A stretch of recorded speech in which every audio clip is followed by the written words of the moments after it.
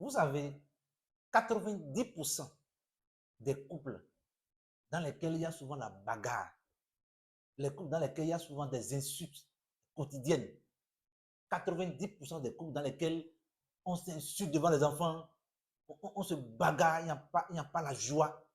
C'est manque d'argent. C'est que quand tu cherches là, il y a la pauvreté qui sévit.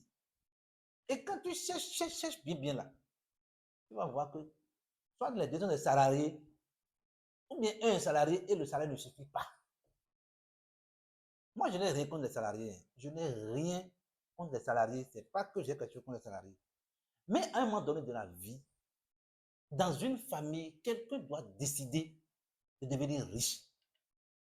C'est-à-dire, quand il n'y a pas cette décision aussi, aussi vivace de devenir riche et d'enlever la famille de la pauvreté, vous allez tracer la voie là à tous les enfants, à toutes vos générations.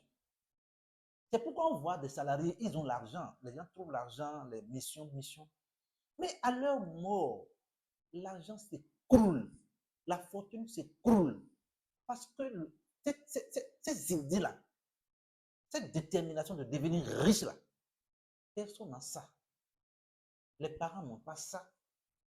Et l'enfant naît sous l'égide de salariat. Et il grandit aussi dans le salariat, pensant que c'est ça la vie.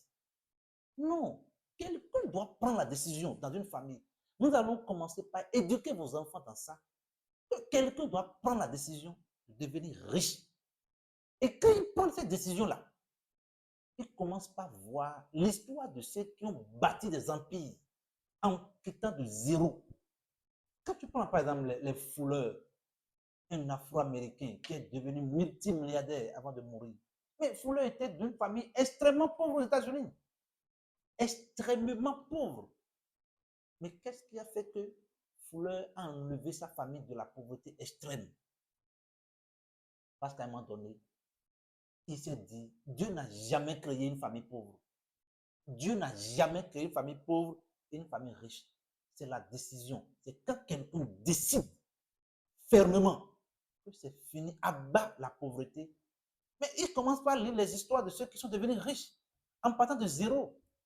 Fuller vendait des savons avec 25. Il a commencé son empire avec 25 $. Mais qu'est-ce qu'il n'est pas devenu? Qu'est-ce qu'il n'a pas gagné? Rich DeVos vendait des savons de porte à porte. Qu'est-ce qu'il n'a pas gagné avant de quitter cette terre? Maintenant, c'est comme ça. On doit